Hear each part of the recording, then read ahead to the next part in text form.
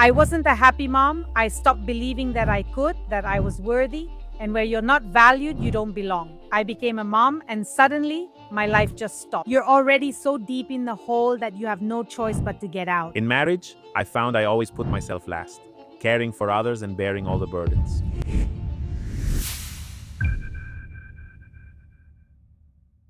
Comunidad Conquistadora, welcome to another episode of this, my podcast, your podcast, Conquista tu Mundo. Today is a very special episode. While all of them are wonderful and I feel honored by the guests I have today, I have a guest who, what can I say? It's my sister, Layla Abraham. Hello, brother. Thank you for the invitation. What a source of pride. What an honor. Honestly, yes. It has been beautiful to witness everything we're going to talk about today in your transformation, in your life, in this blossoming of your fulfillment. And well, I wanted a real person, even though now you're trying to communicate it on social media and you do it very well.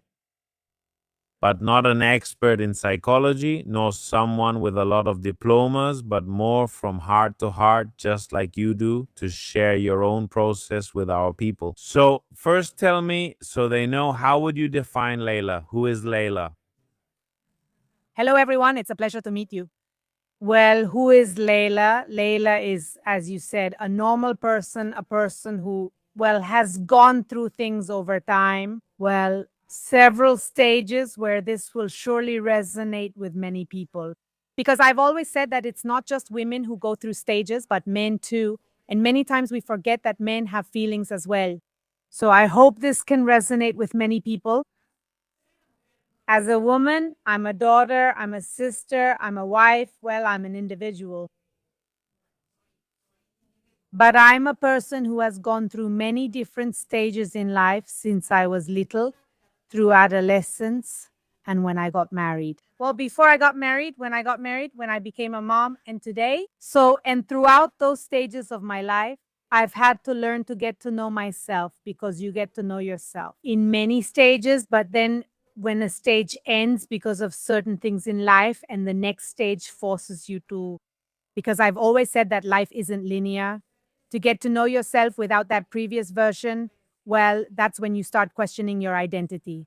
I don't know if I answered your question exactly. Which is, yes, I can define who I am, but I'm in a constant process of reconstruction, of self-discovery.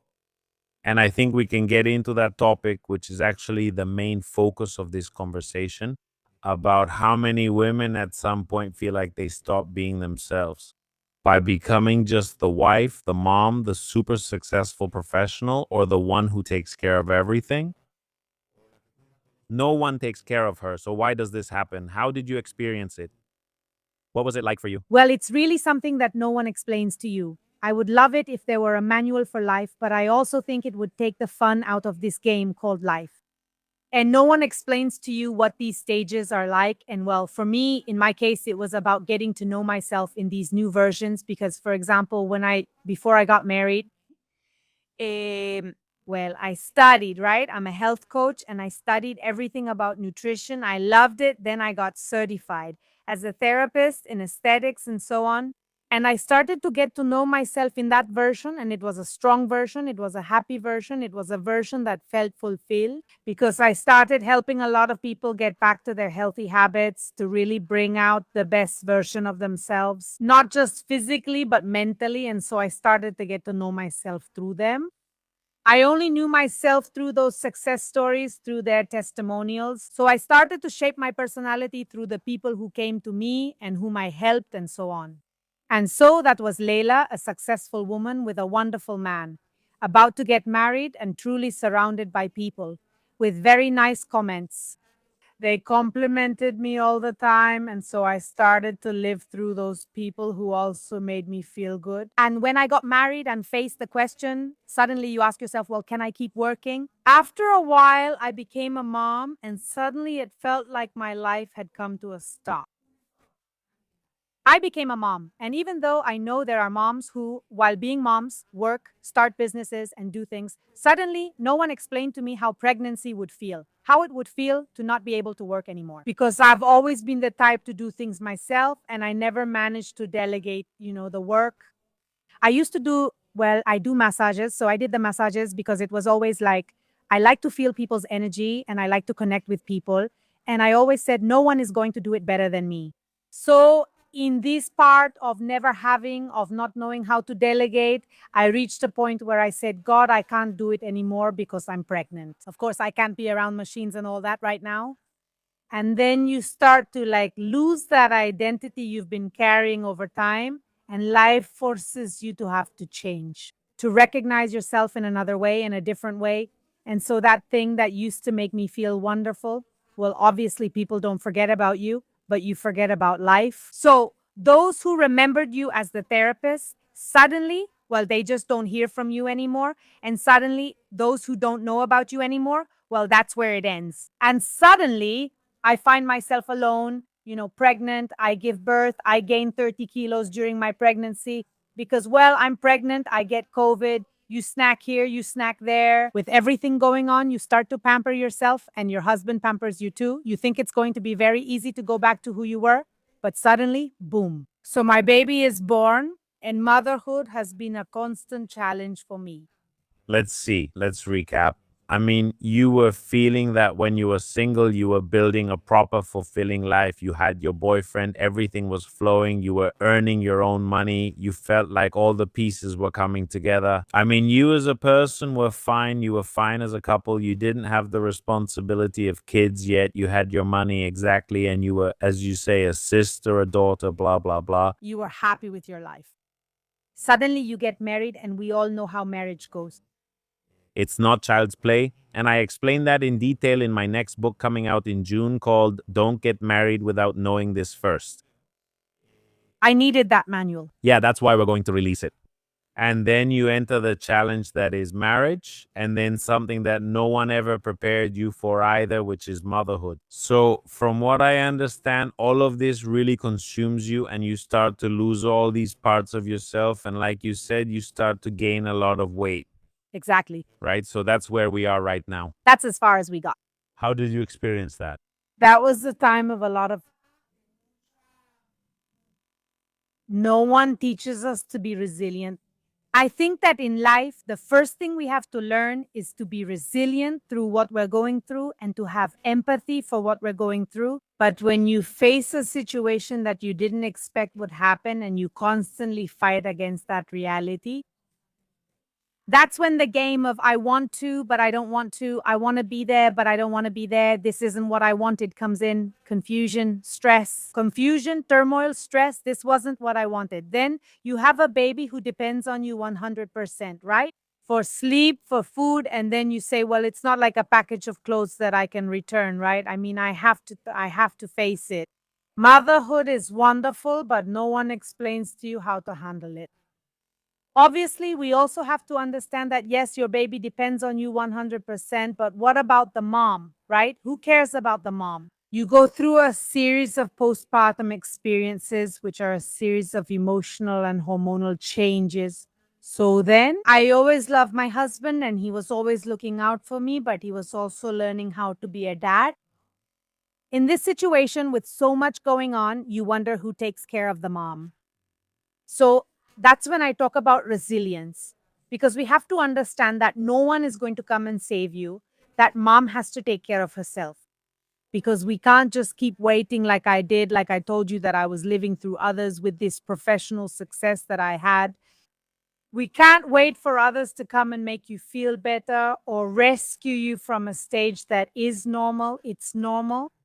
But before you realized how important that resilience was, and before you reached that awakening, how did you go through that process? I mean, what was that storm like for you? Look, it was a process where I completely lost my identity. I gained weight. Yo ya no sabía. How much?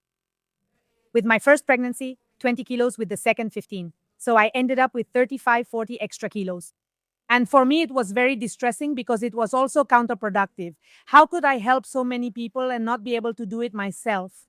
So then comes an internal struggle where I can't show myself to the world anymore because I'm not consistent anymore, right? With what I do, with what I say, and with who I am now. I mean, you helped people have better bodies because I experienced it myself. You gave them a lot of emotional encouragement. You supported them when they were in crisis, and people had incredible transformations. And I remember the messages they sent you and still send you. Thank you, Layla. Wow, incredible. Then suddenly you ask, why can't I do that for myself? Correct. And I'm an imposter. It's imposter syndrome, feeling like I'm not cut out for this because if I can't do it for myself, what moral authority do I have to do it? That's right. Just a side note, if anyone is going through that, let me just tell you something I learned. Because I also, when I had conflicts with my partner, with my current wife, my only wife, my current wife, as they say on TikTok, eh, I also felt imposter syndrome because I thought, how is it that I know all this and I can't apply it?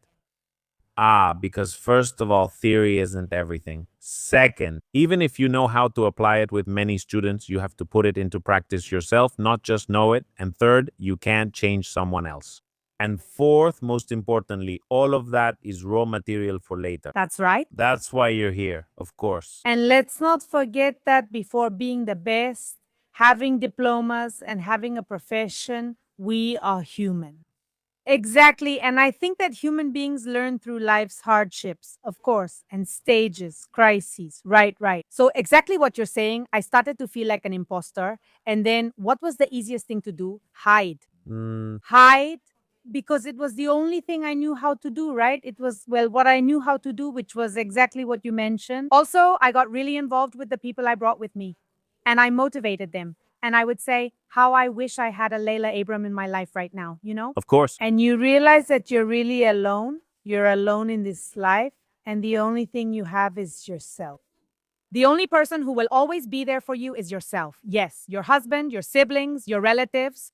But if you don't want to change and if you don't want to work and you don't have the decision to truly make a transformation, even Jesus himself could come and talk to you, but he won't move you from there. Like the joke about the canoe. I don't know if you know it, right? Which one is it? There's a person in the sea asking for help, and then a canoe comes and he says, no, no, I'm waiting for Jesus. Another one comes, no, no, I'm waiting for Jesus. No, I'm waiting for Jesus. Several rafts reach him, but then he dies. In heaven, he asks, Jesus, God, why didn't you help me? God replies, I sent you 1,000 canoes, but you didn't take any.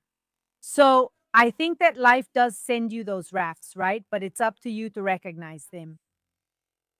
So I don't know if we're good up to this point. Good, we're doing well. You go through this imposter syndrome. You realize that you based your whole identity on your job, That's right. which, well, took a toll on you later. Yes, as we're seeing. And that happens a lot with women nowadays. Yes. It's a wake up call not to base your whole identity on work because it's typical to ask someone, hey, what's up with you? Who are you? I'm a lawyer. I'm a therapist. Yes. Is that what you are? Is that all you are? Yes. That's why the first question I asked you and I loved your answer was, who is Layla? And you could have told me, I'm a coach. Yes. And you didn't tell me, I'm a mom, I'm a woman. First, you said, I'm a mom, I'm a daughter, I'm a sister. Correct. I'm a whole person and I'm a soul in progress. I love that. So stop labeling yourselves and limiting yourselves to, I'm a lawyer. Exactly. That's why it doesn't define you. Exactly. Exactly. Did you define yourself by it that much? Then you go into a crisis, imposter syndrome, and what starts happening to you? And that crisis lasted 4 or 5 years because then I got pregnant with my second child, right? And well, the same thing, I was still in this crisis and I just focused on surviving. I focused on surviving. I hid away. I closed my business. I stopped giving consultations. It starts, well, as you know, an uncomfortable version of Layla because the truth will always come out. Wherever she isn't, then living fully will always make you uncomfortable. So obviously, I was already uncomfortable, right? There was a person who was just surviving. I wasn't happy anymore. And obviously, you pass that on to your children. ¿Verdad? Obviously, I also studied nutrition for children. So I tried to make sure my daughters ate well, that they ate perfectly with all 5 food groups, the fats and the carbohydrates. And suddenly I would look at myself and say, hey, but what's happening to me? Who's paying attention to me? Until one day, my daughter really looked at me and said, hey, mom, I have a question for you. Why do you wear the same pants every day? Or was it the only one that still fit you? It was the only one that still fit me. How many women have just one pair of pants and different tops or wear the same tights or leggings? And I hadn't dared to throw away my old clothes because I thought one day I'll fit into them again, right? And when he comes and tells me that, I mean, for me, it really was an emotional shock because they notice And I said, "What kind of example am I setting?" And he tells me, "You want me to eat broccoli, but I see that you don't even eat." The example. The example, right? So that's when you say, "What am I doing with my life?" You start to question if I'm doing what I should be doing. I'm a good mom, I'm a good wife, but where is the what do I want to be? Doing what you should isn't the same as doing what you want. And so I started there. Like for me, it was an emotional shock. And I said, no, no, no, I have to take back my life. First, because I set the example for my daughters. Second, for myself, because I can't just survive. I also want to live fully. And I said, I'm going to reclaim everything I used to be. And when I started thinking about how to get it back, everything led me to the same thing. You can't be an imposter. You first have to align yourself, be aligned with your life and everything around you, so you can finally say again, hello, here I am. I'm myself again. I got myself back. Come and I'll show you from a stronger place. Why? Porque I hadn't experienced the process myself, even though people came to me who had. But when you actually go through a situation like that and come out again, well, you can come back even stronger. And obviously, you start to understand much better what the person in front of you might be going through. Naturally, you become more empathetic because you no longer just know the theory, which is common, like having the 1, 2, 3 steps for losing weight. Or the 1, 2. 3, so you can heal this thing. The typical therapist who can help you heal, but their life is a Mess. That's right. Or the coach who's chubby, or the gym trainer who's really overweight. They know the formula, but when you go into crisis and need more from them, they can't empathize with that anymore because they don't have true wisdom. That's right. Knowledge is knowing the theory. Wisdom is what I experienced firsthand. Correct. That makes you stronger. And it makes you stronger and gives you more confidence because let me tell you, I stopped believing in who I was. I stopped believing that I could, that I was worthy, that I knew. I had all my diplomas in a drawer just gathering dust. And I said, well, yeah, but so what? I mean, look at me. I talked harshly to myself. I didn't love myself. And well, I went to a nutritionist. What did you say to yourself? Well, like, how was it possible, right? We punish ourselves so much that we don't understand what I've been saying, that we're human. Just because we talk about excellence in marriage doesn't mean we can't have low points in marriage. Not because we're perfect nutritionists or health professionals. It doesn't mean we can never eat dessert, right? People often say you're a nutritionist and still eat dessert. Well, there's nothing wrong with that. Or you're a doctor and you're smoking. Well, yes, but above all, I'm a nutritionist. But back then you believed it. Now you know it. Yes. But right there at that moment, What was I telling myself? Well, I kept asking myself how I could have let myself go so much. How did I get to that point? That my life was already over, that I just had to dedicate myself to being a mom now, but I wasn't a happy mom. I wasn't a mom who could offer a sense of fulfillment. It was like I just focused on surviving, doing the everyday things a mom does, going to the grocery store, making food, taking care of the girls, school, and my life was over. leaving you for last, Leaving you for last.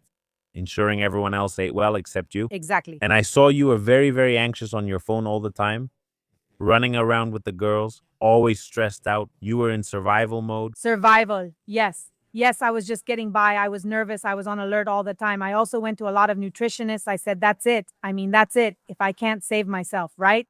I have to look for help. But then suddenly I would find myself at the appointment and I would say, why do I know what they're telling me and I can't do it? It was like I really went through a very, I don't know what to call it, storm. Like I just couldn't come up for air. And well, when suddenly my daughter tells me that, and I realize that I have to move forward, right? Because I'm also the example for my two little girls and for myself because I wasn't living fully. I start running into all the limitations. I mean, let's see. If I want to restart my beauty salon business, how are people really going to believe in me? Because we know what you say, the theory, we know the theory perfectly, the A123. But people want credibility. People want to see that you're there, right? That you live your message. That you live your message. So no matter how excellent you are and how many honors you have, right? People want to see that you're real, that you live that message. It's like someone with a master's in business teaching at a university, but when you ask what business they've started, it's none. So don't talk to me about that. I prefer. With the guy who has a little taco stand on the street, you're going to learn more from him. Exactly. Yes, exactly. Exactly. And it's normal and I understand it, right? Yes. I was very angry because I was saying, but what? No, no. I mean, I can give consultations and it has nothing to do with how I am. I mean, I know I can guide you, I can accompany you in your process. But when you stop fighting against that reality, that truly love starts with what you see, because that's the reality. It's like, well, yes, I'm going to, like you said, right? I mean, someone who talks about business but hasn't started a business. Or you go to a dentist and their teeth are rotten. Well, no, you have to. Yes, the impression has to be consistent. Congruent, exactly. I mean, Yes, I can't see any discrepancy there because then I'll know I can't trust you. exactly. And I'm not talking about having abs. No, we're talking about having a healthy life, right? It makes me laugh because yesterday I put a question box on my Instagram and people were saying being healthy is having abs. And I said, no, I mean, at least for me, that's not being healthy. For me, being healthy is what do you think? What do you read? What? How do you talk to yourself? Being able to sleep, right? It's a luxury to be able to sleep well. Your stress, being able to have energy for your children, knowing how to choose the best option without having to say, choosing this is a punishment, and knowing that the choice you make will be for your own good. Exactly. Yes. Because there are so many people with muscles who look healthy, but they put so much junk into their bodies, and with all that junk, they end up getting cancer and other things. Or they die. Or they die. So let's see. It's clear to me that this is where you start. You get a kind of wake up call from your own daughter. That's right. That must have really hurt you. Yes. Camila, the 3-year-old girl we love, gets 8,000 kisses, as does Ivana. She told you, Mom, why do you always wear the same pants? No. And you think they don't notice, right? And she says to me, why don't you wear heels? And why don't you wear a dress? And why don't you put on makeup? And I'm like, how is my daughter only 3 years old? And she's already telling me that. Imagine the shock it was for me because not even my husband said that to me. Of course. No, I mean, my husband was super resilient through that phase. Yes. He didn't say anything to me. Yes, he never made an issue of it. Hey, honey, before I married you, you were like this and now you're like this. So what's up? Never, never. So when someone from outside actually comes and tells you, and it's your little one, well, you really go into a strong emotional shock, right? And that's when I started therapy. I went to therapy to heal, to dig deep, because emotionally, weight is also protection. You protect yourself, right? So on an emotional level, fat is protection. And so I started therapy and began to dig deep with a wonderful therapist. And I start and I start and I start and I start. And suddenly I find myself in a situation where I say, did I really have all this inside me? I mean, really? Just by scratching the surface a little? What was it that you had inside? A lot of anger, a lot at myself, because you always want to blame others. The first therapy session was always, the first talk was always, he did this to me, he said this to me, this and that. And this therapist would say to me, but hold on, really? Who are you really angry with? No. Well, with this person? No, really. And like that, really. And suddenly it leads you in a way that you understand that the only person who can control everything that happens in the world is yourself, because the world is not going to change. The world is going to move forward. People, as my mom says, don't do things to you. People just do things. And so the control has to be within you. But not everyone dares to do it. To really open their wounds, because it's not pleasant, right? But what makes you, for example, want to go to therapy versus simply believing that you have to go to a nutritionist or just thinking it's a phase and that it will pass on its own? I mean, what makes you say, I need tools, I need support? Because I tried everything. I tried exercising and nothing worked. Exercise, and then I said, well, I'm going to eat more or less healthy, but suddenly I'd go off track on the weekend, the typical, well, it's Friday, Saturday, Sunday. I lost my identity. I didn't know who I was anymore. I didn't know I couldn't be with myself anymore. I couldn't be with myself anymore. I mean, I didn't want to be with myself anymore, but guess what? Well, you can't escape. I mean, the only person you'll be with 24 hours a day, every day, is yourself. So either you learn to be with yourself and find fulfillment even in having a coffee alone, right? And enjoy it, Even being able to go to the movies alone, and when you're okay with yourself, you can be with others. How did you realize you were losing yourself and needed help? I tried everything. I went to nutritionists and nothing worked, and exercising twice a week. When I finally faced a situation of really, really deep sadness and a lot of anger, I said, I need something more. I saw a lot of psychologists, many psychologists. Not all of them obviously connect with who you are, or with me, it was like they would say, no, I need something more. Why? Because the therapy I was going to were always like, well, look, this is how it's going to turn out. Don't worry, right? But when you suddenly come across and approach a therapy where the main problem is you, right? You start to understand. You start to understand yourself, and then you start to understand the world. Because when you start to understand yourself, you start to understand other people's behaviors. And that's when you can make your own moves. So it's not normal to be angry all day. It's not normal to be sad all day. It's not normal to not feel like doing anything. It's not normal to truly not have a dream in life. So I think that when you find yourself in that situation, that's already depression. So there are many tools nowadays. There's a lot of information, and sometimes too much information can actually misinform. But I think there are many tools in life that you can use, but first you have to want to. Why did you want to? Were you already unhappy with your life? I was already saying I couldn't avoid myself anymore. I just couldn't be with myself any longer. So I hit rock bottom so deep that there's nothing left but to go up, because after that, all that's left is death, because you're already in the hole. Obviously, never addictions or anything like that, but you're so deep in the hole that you have no choice but to go up. Yes, There's an experiment with a scorpion, which I mention every time I can, where they put a scorpion and surround it with fire. So the scorpion doesn't see the way out. It doesn't know what's behind the fire. It doesn't know that if it took a few steps forward, it says. it would get a little burned, but it would get out of the fire. Since it can't see a way out and it's so overwhelmed, it just thinks the best option is to sting itself or use its own venom to take its own life to stop suffering. A lot of people, well, think about taking their own lives. And today I've helped many of those people not to do it. And I remind them that there's a lot after the fire, but they have to take a few steps forward. That's right. Others don't take their own lives, but they numb themselves, right? Alcohol, food, parties, women, men. So I think this is a good time to tell you, hey, yeah, it's not easy. And yes, sometimes you don't feel like you have any energy, like Layla says, and you're depressed or you're sad or you're angry at life.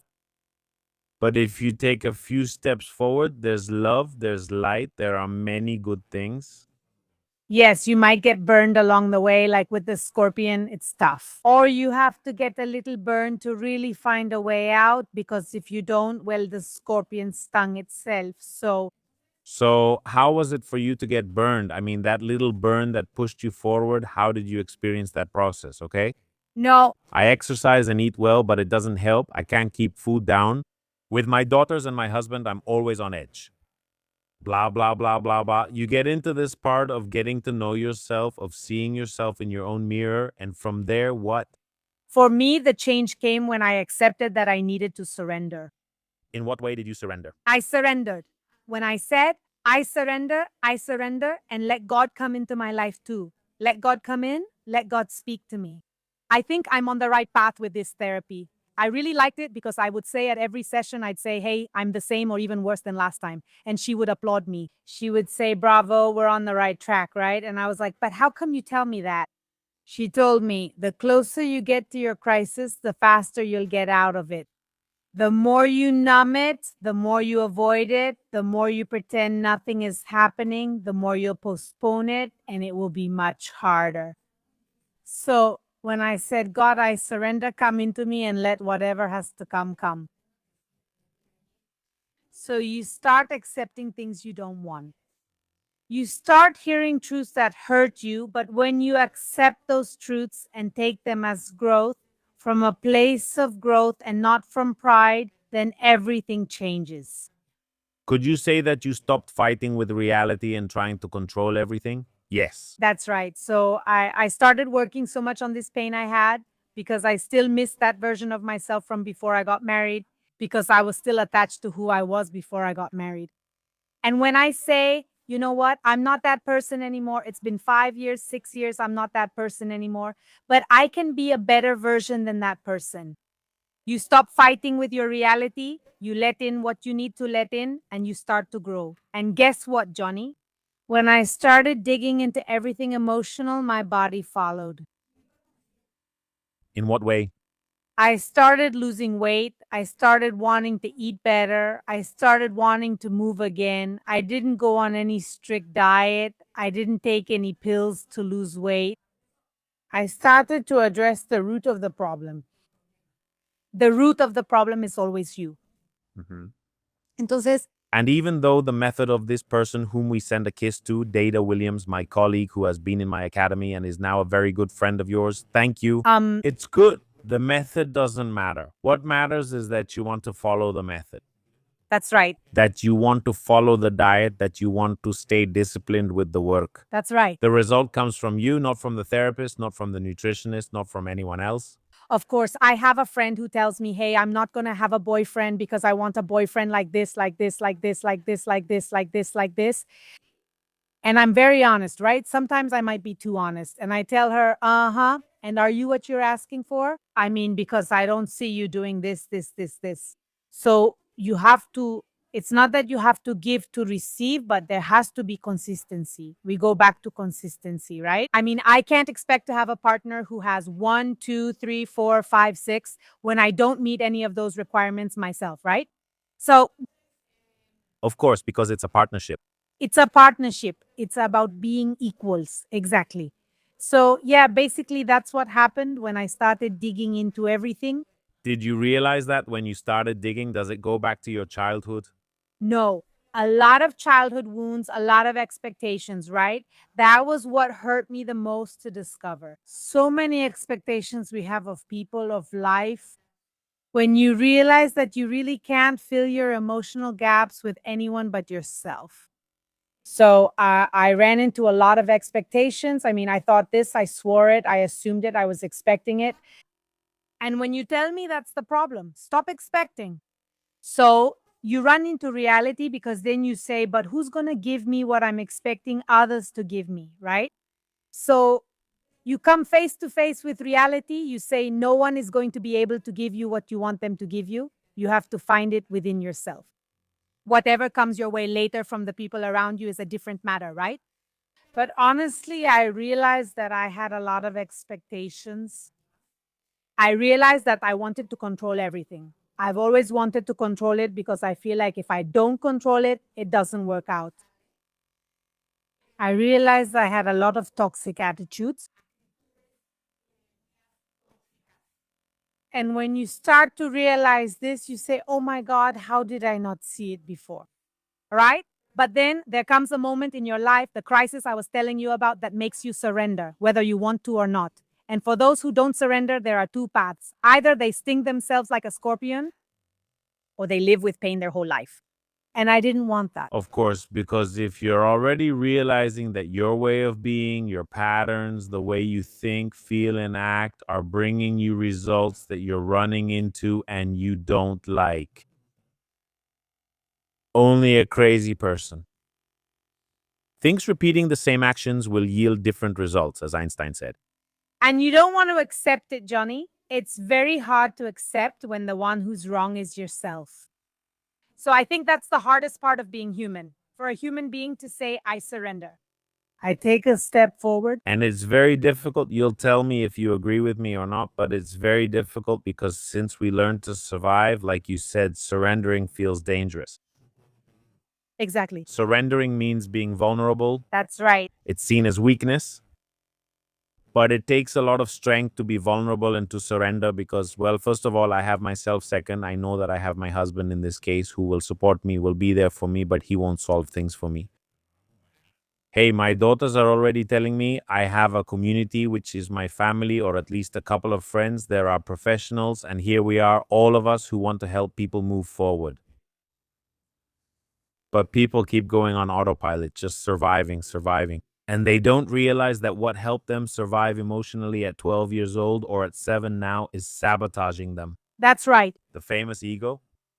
Correct. And above all, something very important, setting religion aside, God.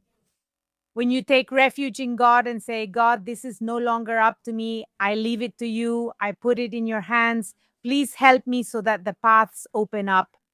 Johnny, I know that you believe. I don't know about your community without talking about religion, but whatever God you believe in, once God enters your life, everything becomes easier. You start to have clarity. Maybe it won't be resolved quickly, but you start to have an inner peace, and that allows you to act. That lets you act since everyone faces their own battles. Yes. How many times did I talk to you? Oh, brother, come here and listen. But I have my own stuff too. Oh, sister, that's when I started working on expectations because I was waiting for everyone to come rescue me. Yes, exactly. You wanted rescuers, and that's why you kept running into that bad feeling of, you're not fixing this for me. Exactly. And that's when the disappointment comes. And that's when the disappointment comes. When in reality, what we can do is listen to you, support you, be there for you, give you a tool, like in this case, the recommendation from data, but we can't rescue you. No one can rescue us. You've been my best advisor, huh? Oh, I love you. I'm just your brother. You've always been with me, and you've always been my greatest advisor, Johnny Abraham. I love you. Well, I'm your brother. I've lived through the same thing you have, the same family story, internalized in a very similar way, in a way that we understood we had to control, carry, educate, and leave ourselves for last. Now you're feeling emotional and she's already watching you. But I can't be like this here right now, can I, guys? Actually, I can. It's okay now. And we come from the same origin, but both of us at different times. We're different ages, different genders. Well, we're doing our best to be better people, better partners, better children, better parents, and better at everything, right? So it's like you and I at least managed to understand that our past wasn't our destiny. That's right. We decided to reprogram ourselves. Even though we come, thank God, from a functional family, Yes. right?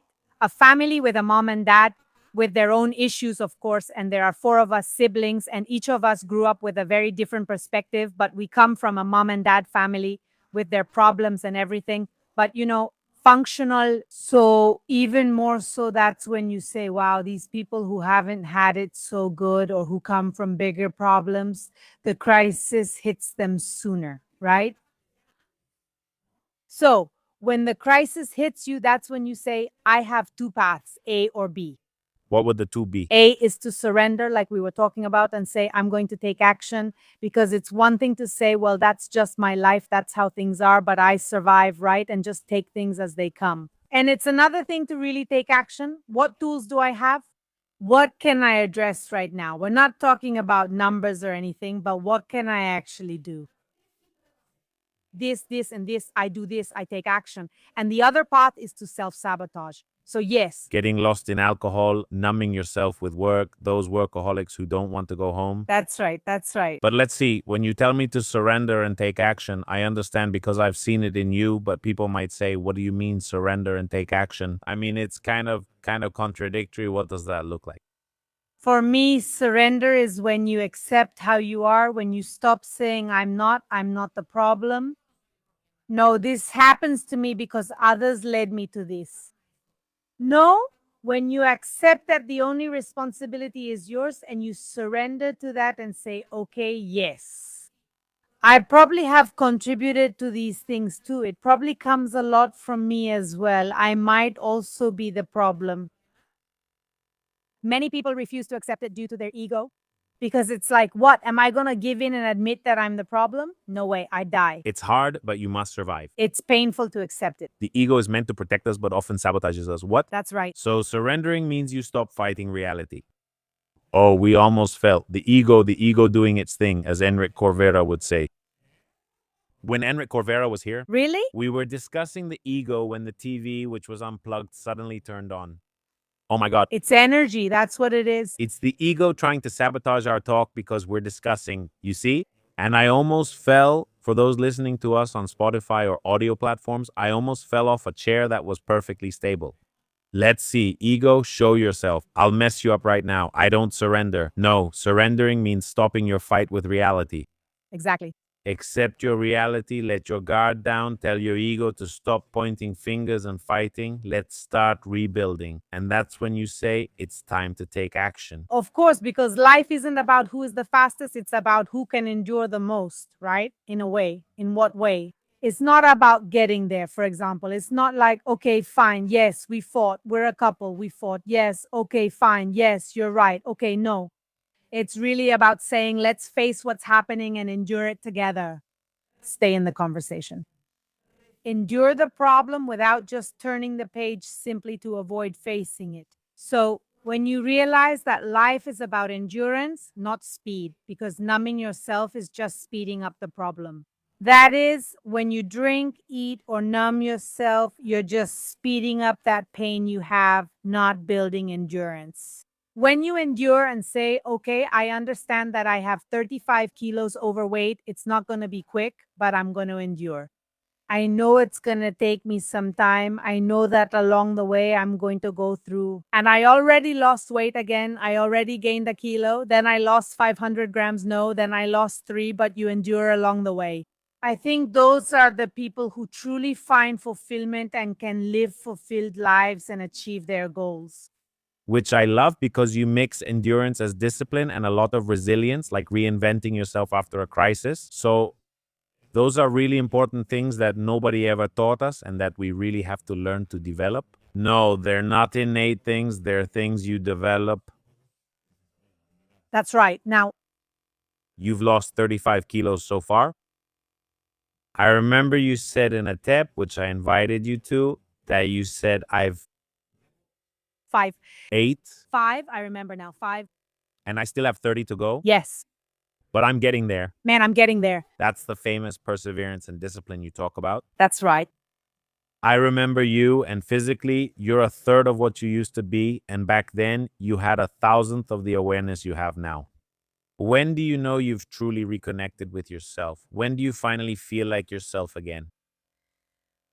When, despite all my pain, all my fears and nerves, I started to take action. When you invited me to the tip, I thought, here we go again. I'm an imposter. I can't go talk about the topics I care about, the ones I love, of course. I mean, I'm 25, 30 kilos overweight. People are going to laugh at me. And then you realize, Johnny, that people want real people, that real people embrace you, that people, a lot of people don't understand it, but a lot of people do understand it. But when I started to take action, even with all the fear, with all the nerves, when you invited me, I said, I even told you, remember, brother, but how? I'm not going to speak on stage. I said, okay, I'm going to talk about what I'm experiencing. I'm going to go and share the pain that I'm feeling, what I'm going through, because I'm sure I'll resonate with many women and men as well. And when I dared to do it at that TED talk, I connected. I mean, I'm telling you, you've always been a part of my life, and I love you because always, whether it's path 1 or path 2, you showed me that. As a therapist, you've always been an example, a mentor, and a counselor to me. When you say, go ahead, sister, take the leap you've always wanted. Remember when I said I wanted to be on social media and start talking there? But I kept holding back because of my weight and self sabotage. When you told me just try it, I said, what do I have to lose? It's just one day nobody knows me. And I went for it. I went for it. So I really want to tell people, when you have a dream, when you want to do something, when you really say, how I wish I could take action just as you are. Yes, because I need to make an important note there. Even though I was the one who sparked it, you were the one who made the decision because you're the one who stands on that stage and I wasn't going to do it for you. That was yours.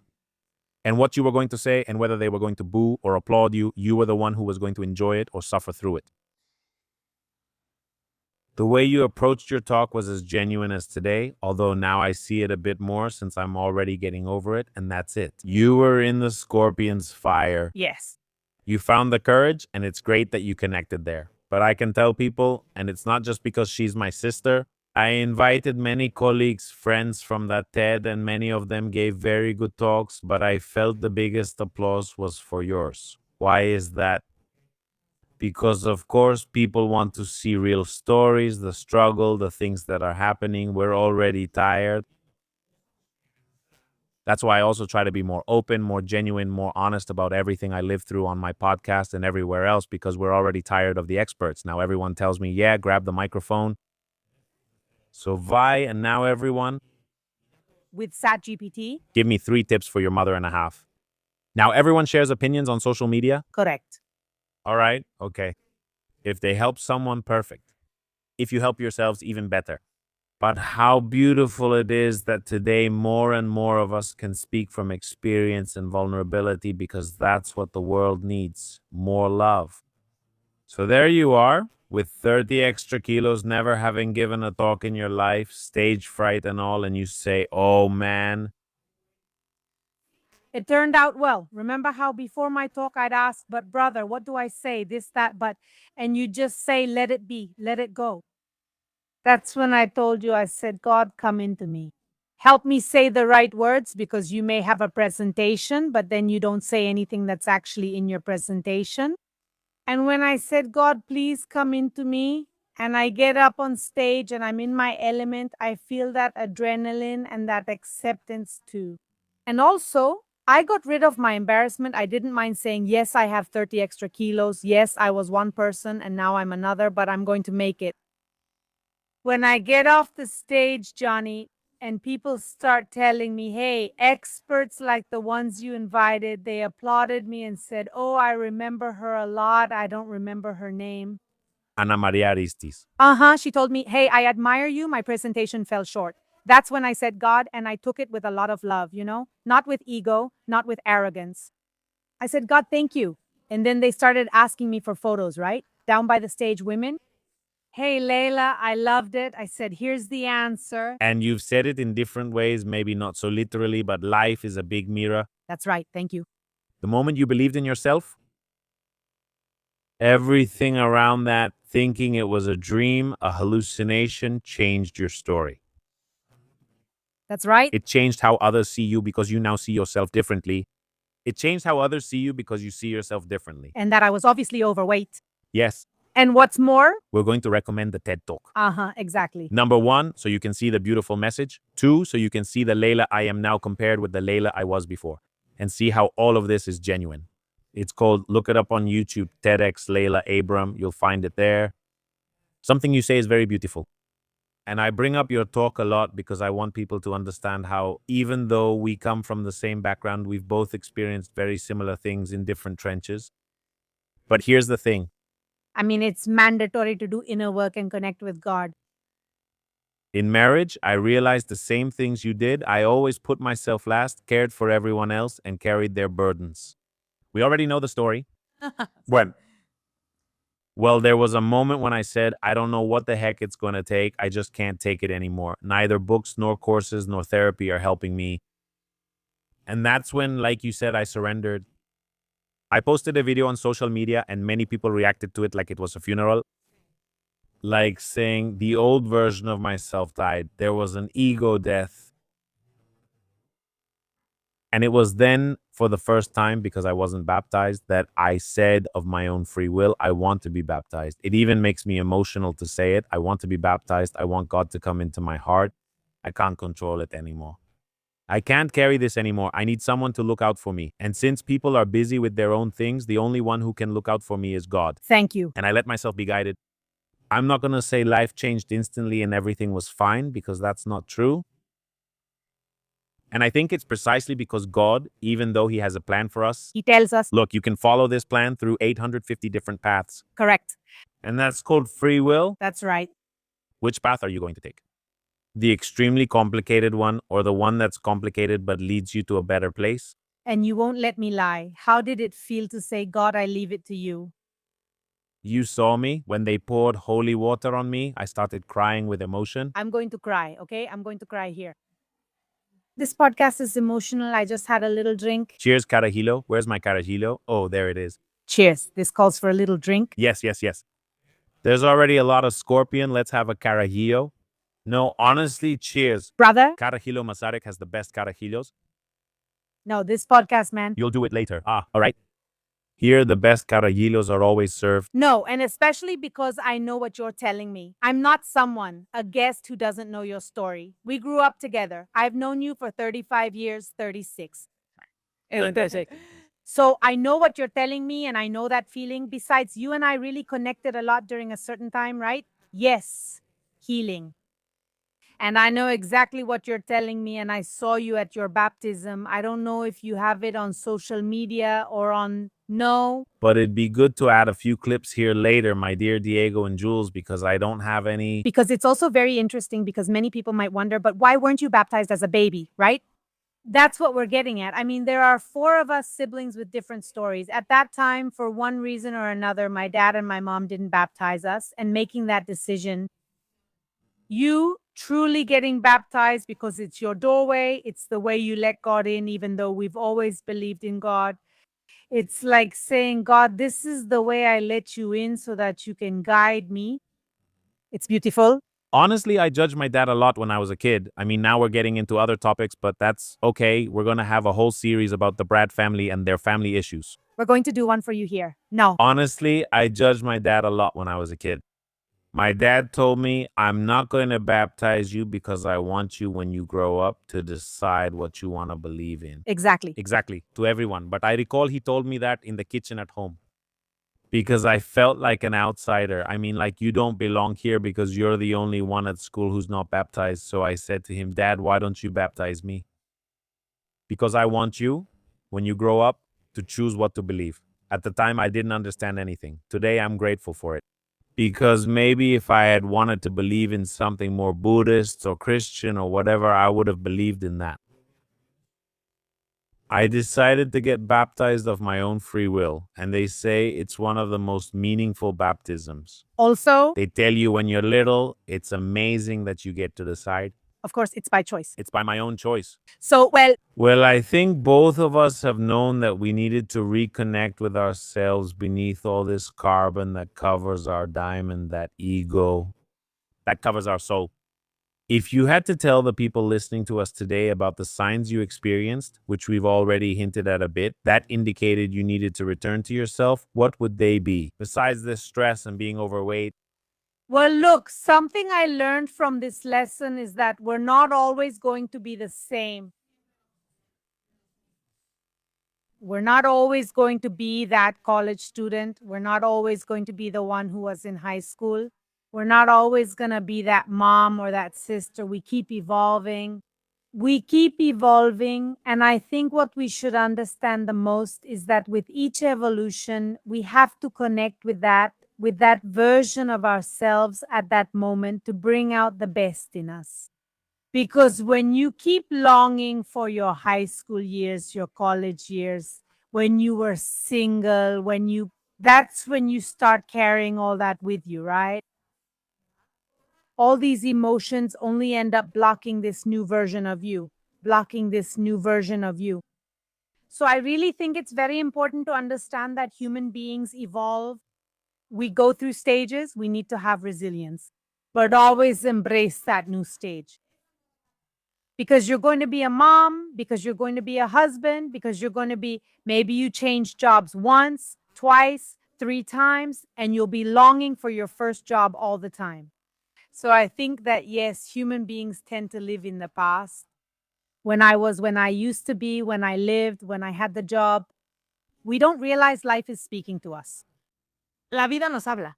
It's like, okay, but that's not your path anymore. Now this is your path. And when it speaks to us through the results and through our emotions, Of course, of course. And when you say, okay, I'm no longer in that job where maybe I had more freedom, but now I'm in this job that gives me more independence, and you see the good things there and you're not always stuck over here, that's when you can really evolve. live in the present, Live in the present. and listen to your emotions, see your results. And I'm telling you that Conscious. because sometimes I do say, God, I wish I had enjoyed my motherhood more. They're still little. Yeah, yeah, but I wish I had enjoyed doing nothing more. Well, there were emotions and depression and everything, but also depression comes because you don't accept the stage you're in. You want speed, not endurance, to be going fast all the time. Yeah. Yeah, yeah, yeah. I already had babies. I already breastfed. I'm already postpartum. Yeah, I want. But if I had given myself the time to observe my baby, to be with my baby, I was breastfeeding anxiously. It's like, well, yeah, I'm breastfeeding and all, but I just want to get up from here and do something else. So, to all of you who are going through the newborn stage, motherhood, and all that, especially those who have the privilege of being at home, enjoy it. Really enjoy your motherhood. Enjoy it because these are moments that won't come back. And it made me grow. It's not that I regret it. It did make me grow. But yes, maybe I would have paid more attention to that stage I was living through? Because then they grow up and other stages come along. And now I tell them, no, don't grow up anymore, please. So, or for example, when you're in a relationship, right? Enjoy that relationship for as long as it lasts, however long it lasts, without thinking about what if we get mad? What if we break up? What if we don't get married? Everything comes in its own time. Everything comes and nothing lasts forever. Everything passes. So, and for women who work and can't be with their babies at home all the time, it's the same, right? When you get home, be with your children. I would ask you, Based on this, If today you believe that you have achieved not the perfect balance, but a balance between being a woman, a partner, a mother, a friend, a daughter, a professional, and everything else, if yes, if you're in that, what is it like? But how are you navigating it? Because that's exactly part of the fulfillment and enjoyment you talk about so much. Can I breastfeed? Because I know I don't want to be there. But I can enjoy this now, and eventually I'll enjoy that too. But they're like the little pots of life that make us feel that sense of fulfillment. How are you watering each of your little pots? look, I think you do have to make decisions in your life and set priorities because you can't tackle everything. For example, during this healing process, I did a really intense detox of the people around me, a very strong one. Suddenly, you find yourself in a situation where you want to tackle everything, you want to take on everything, right? And then we go back to the same thing. You start to forget what you want, what you really need, your own needs, and so I have always found myself in that situation. Well, I'm very social, I have friends, but it was always about my social life, fulfilling social obligations, meeting with this person, meeting with another person, event one, event two, event three. And when you start to look inward, I really had to cut out a lot of people that maybe you say, well, no, no, no, I just don't see the point, right? The purpose of always being there, because when you also start a process of introspection and solitude, you realize that no one is there, Johnny. So they were only there for the good times and the fun. Yes, yes, exactly. And many times they're not even there because they don't even see it as important, right? So I think we need to set priorities in life. I mean, what is my priority? Yes, having friends is very nice. And it's very nice to go and do something, but you have to have priorities. What is my priority? My priority is my family. Well, my priority is myself, then my family, then my job, and then everything else. How will I divide my time? Out of 100%, I'll allocate this percent to my job, this to my family, and this to my friends. So I think that way you really can be present everywhere. But if you're with your kids all the time talking to your friend, or you're with your friends but you're always checking the camera on your kids, you're not present. I'm not sure if that's what you were asking. I totally agree, and you said it very well. Prioritize, be flexible, because even if you set percentages, they won't always be that rigid, but you're giving a certain importance to each priority and being present. Está presente. Or nowadays, people see you and say, wow, you lost a ton of weight, you look great, you speak with all this wisdom. Would you say your life is perfect now? No, I don't think any life is ever going to be perfect. Eh, you go through phases. I had a rough patch a week or two ago. It was emotionally intense. But I think that when you start reacting differently to the same things, to the things that happen to you, I think you can say that you're evolving. Because, yes, obviously, we want there to never be any problems and for our life to be perfect.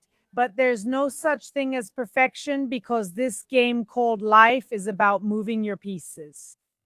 So I think that perfection would actually be boring. It would even be boring because then what's the point of this world if it's not to evolve? Of course, it all has to do with you. No, my life isn't perfect. I have a wonderful husband. I have two healthy, wonderful daughters. They're still little and I'm enjoying them. That's the best. I hope they're amazing. Thank you. You love them. I love them.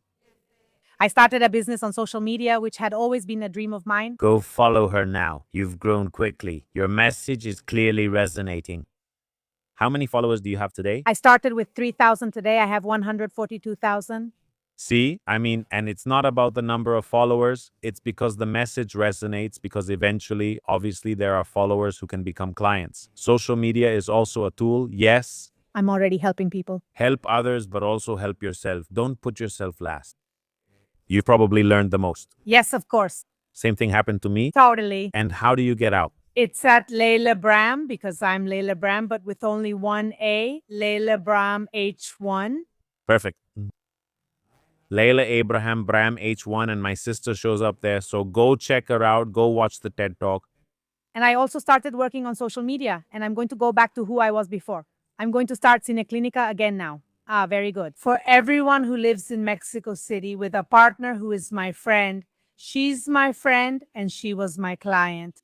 And she was someone you helped a lot. Yes. And now she's helping you to take, right. Those who are meant to stay will stay, and those who aren't will leave. She was my client, then her daughter was my client, then her children were my clients, and then she became my friend. And she's still my friend to this day. I've been friends with her for 10 years, and now she's my business partner.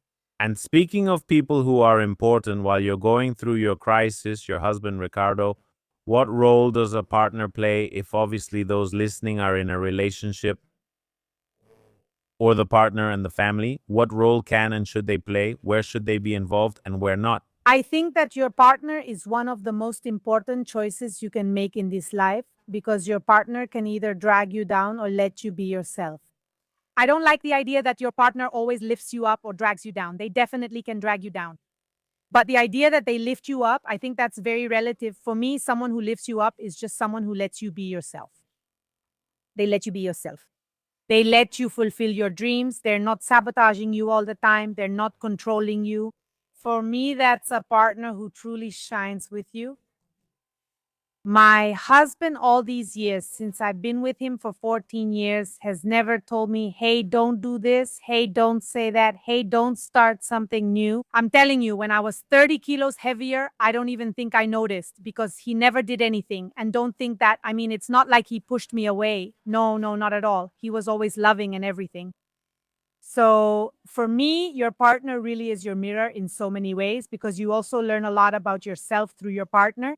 He's your mirror and it's a constant struggle because he triggers things in you that you didn't even know you felt. But at least with my husband, I've always felt like he's been by my side. I've always felt that whatever I do, he'll support me without trying to trip me up because there are a lot of men and women who try to control, who get jealous. They don't like your success. They feel that if things go better for you, then they feel small.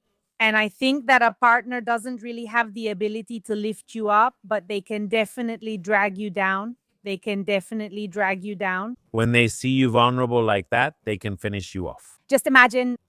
And of course, they can also lend you a hand and give you some kind of structure, support, security, but they can't rescue you. They can't rescue you, but they can be there for you. They can tell you, my love, you are a bird. You are a free bird. Go do whatever you want. He helps me well. It's not really helping. He's their dad, but he gets very involved with my daughters, with his daughters. He's a hands-on dad, a hardworking dad. And you say, my love, go have fun, go out with your friends. I'll stay with the girls as much as his work allows. And then honestly, you say, I have a partner. I have a life partner. Because I think, yes, first it's obviously that you like him, then that beautiful kind of love. Yes, love. And then the excitement. But then you know about this, Johnny. What really remains after you go through those years of euphoria with a partner? You know it well. That's right. Now, if so, I should, you've made it clear that, well, you kind of got on board, even though it took you a while. You went through all the nutritionists, all the therapists, everything. And it wasn't until you decided, now I'm really going to do it and I'm not going to wait for the specialist, that you moved forward. What would you say to someone who maybe isn't 36 like you? 50, 55, 60, 65, 70? Who says, no, it's already too late for me? What would you say to them? It's only too late after we've passed away. I believe there's no age for fulfillment, right? I would love for humans to discover how to turn back time, but only God knows how and why he does things. But I think there's no age. Just look at my dad. My dad, a 70-year-old man, is all muscle and he dresses well and always smells good. And it's as if I said to him, "Hey, dad, but you're already 70 years old. What's the point now?" Right? And he's an example for us. I think my mom is the same. I mean, I think there's no age limit to living life to the fullest until we're no longer on this earth. I like it. Right? What does Camilla say to you now? Before she used to say, Mom, you always wear the same pants. No, now it's, "Mom, you look so pretty. Mom, will you do my makeup? Mom, will you do my makeup like yours?" Now, when she gets home from school, she also wants to wear my heels and everything, right? And mom, are you going to a wedding? Mom, wear this dress, mom. So there, I mean, honestly, it really makes me feel like now I am truly passing on what I want to pass on to her. It's not about weight. I don't want that misunderstood. I've never discussed weight with my daughter or said something would make her gain weight. It's always about health. But that's when I say now I really am passing on the right message, which is to live fully, to feel good about yourself and feel at home in your own skin. To me, that message is one of the most beautiful gifts I can give my daughters. I mean, always being okay with yourself, with the things you do, with your work, being able to, like I said, being able to have a coffee alone in a cafe is one of the most beautiful things there is. And I couldn't do it. I mean, I would say, how am I going to have a coffee alone? I mean, they're going to think I don't have anyone. They're going to think I don't have friends. When you realize there's no better company than your own, It's the best. it's the best. When you find that fulfillment, Yes. Do you think you can take care of your people without neglecting yourself? absolutely. I think self love, which we all need to develop, doesn't trample on others. It's not like move out of the way, here I come, you know? For me, self love, I've learned it differently. It's I love myself first so I can love you. First, I help myself so I can help you. I believe that self love shouldn't be seen as selfish. It's not like I love myself, so you figure it out on your own. No, I think that self love means I learn to love myself so I can love you better. For me, that's what self love is. If today, which we don't wish for or anything, was the last day of your life and you couldn't go back home and you had to say something to your two daughters through these cameras about what you experienced as a woman, Son, whatever it is, a piece of advice, anything. after the crying or before? After the crying, Oh, so what advice would you give them? about all this, if they ever went through something like this and could only hear this part of you, what would you tell them? Wow, well, I would tell them to hold on to God, first of all, to hold on to God because He will know how to make a way for them. Never lose your faith, never lose your faith because that's what will give you the clarity to make decisions. And I would tell them that their worth is theirs. No one can take it away from them. Absolutely no one. No one has the right and no one has the power to take away your worth. And where you're not valued, you don't belong. So if you're in a place where you truly don't feel that your worth is recognized, that your value is seen, move away from there. Because then that's not your fishbowl. Because you will find it. Yes, you will find your right fishbowl, but you have to move away from where you're not valued. I think that would be the best advice. Faith and never, never, never let anyone question your worth as a person. I love it.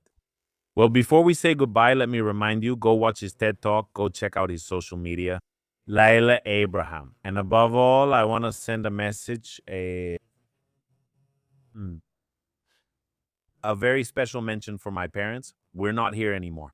Me too, dude.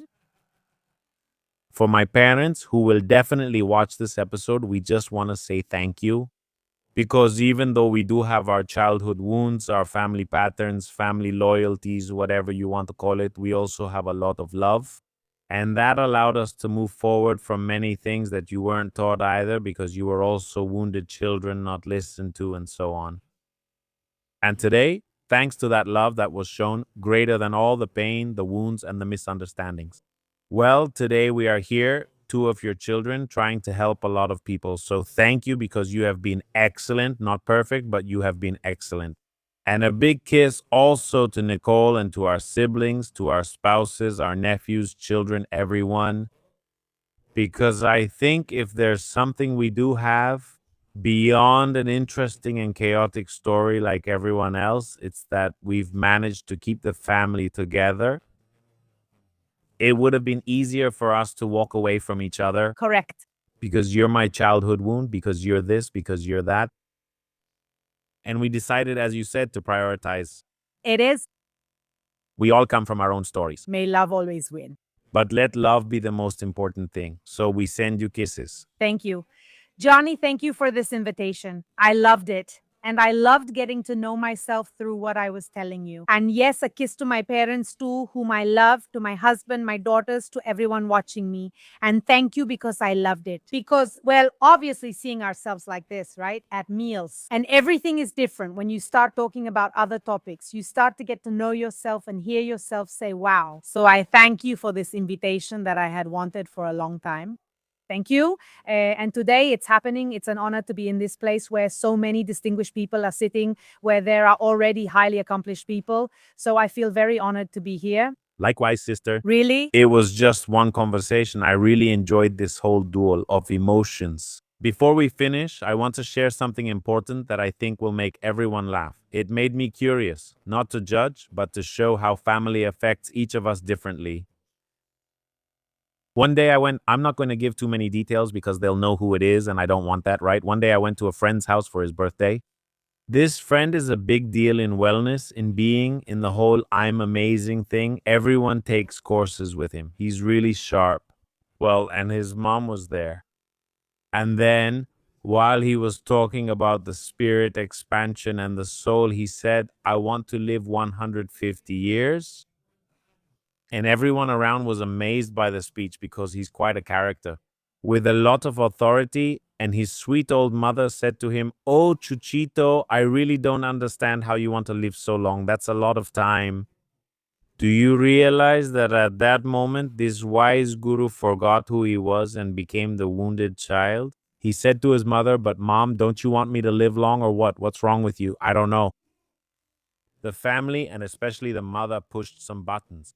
If we don't address it, we'll keep reacting that way. So we need to seek healing. What happened there was that the child reacted, not the adult. Exactly. So the character is really cool. Everything is really cool. But like you said, I had to live in alignment, live the message. I would have loved to see that. No, well, I already told you all about it here. But yeah, I don't even know why I'm telling this now. We're both being crybabies, you and me, yeah? Because Where love comes in, ego goes out.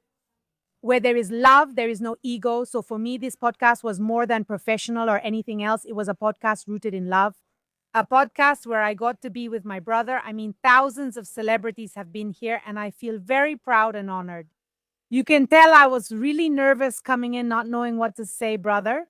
But when you start to understand that there's only love here in this place, everything flows. Everything flows, right? I'm very grateful, brother, and I enjoyed it so much. Thank you all for listening to this episode. And I hope this resonated and helped someone, even if it's just one person, with my experience, with my example.